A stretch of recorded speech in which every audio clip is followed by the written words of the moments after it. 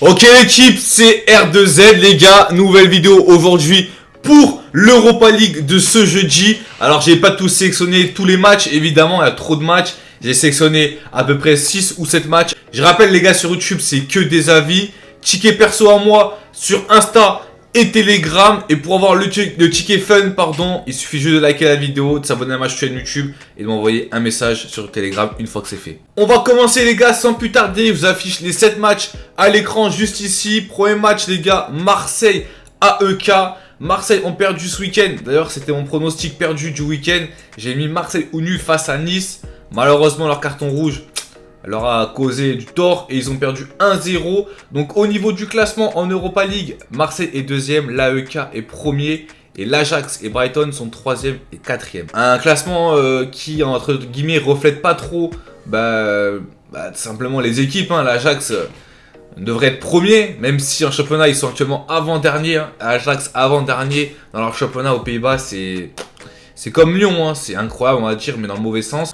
Pour moi, ils se relancent contre l'AEK, même si l'AEK est premier. Marseille gagne à domicile et je dirais même moins de 4,5 buts. C'est rare des matchs de Marseille avec beaucoup de buts. Cette année en tout cas, je parle. Donc pour moi, Marseille gagne et moins de 4,5 buts. Olympiakos contre West Ham. West Ham les gars, actuellement premier avec 2 victoires. Olympiakos troisième, un seul point.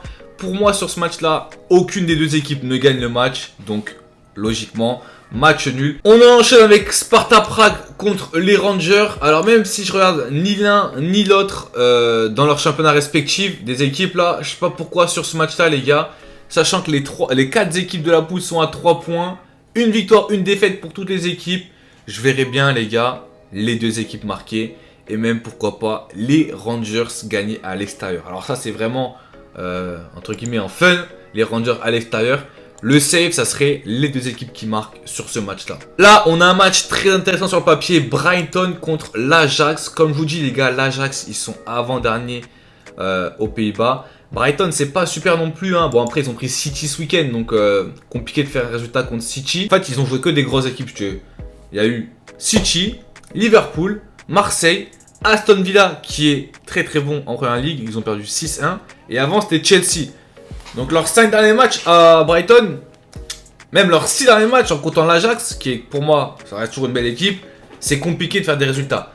Brighton, Ajax, pour moi les deux équipes sont dans le mal, donc les deux équipes marquent. Brighton ou nul, et les deux équipes qui marquent pour ceux qui veulent tenter la grosse cote. Là les gars, ça va être compliqué pour nos amis toulousains. Liverpool-Toulouse. Liverpool-Toulouse. Liverpool qui est le grand favori pour la Ligue Europa cette année. Toulouse, ils sont cotés à 10,50.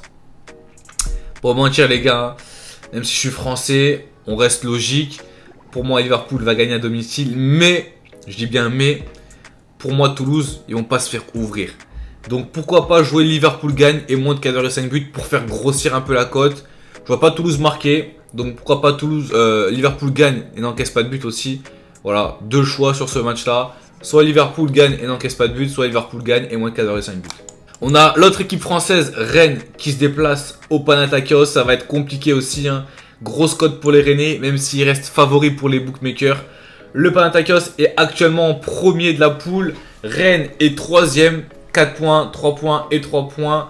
Et t'as le Maccabi Haïfa qui est dernier de la poule. Rennes, pour moi, ne gagnera pas à l'extérieur. Je vois les gars, double chance, Panathinaikos ou match nul à domicile pour moi. On termine avec un match qui est en Conference League, mais voilà, j'ai vu Aston Villa. Aston Villa, les gars, ça joue trop bien. Ça joue trop bien au foot. Encore ce week-end, ils ont gagné contre West Ham 3 buts à 1. Actuellement, pareil, les 4 équipes ont 3 points. Les 4 équipes ont fait une victoire, une défaite. Donc là, en plus, je vais vous montrer le goal average, c'est n'importe quoi. 4 buts encaissés, 4 buts marqués, 4 buts encaissés, 4 buts marqués, 3 buts encaissés, 3 buts marqués, et 3 buts encaissés, 3 buts marqués. Donc c'est quasiment une égalité parfaite les gars sur 2 matchs. Alkmaar, Aston Villa, pour moi les gars, les Villains gagnent à l'extérieur. Je sais pas, je les sens dans une forme étincelante et je pense qu'ils vont faire le taf. Alkmaar, donc victoire des Villains à l'extérieur. Les gars, c'est tout pour moi. Je rappelle, c'est que des avis. Mon ticket fun, mon ticket safe à retrouver gratuitement Telegram et Instagram en description YouTube.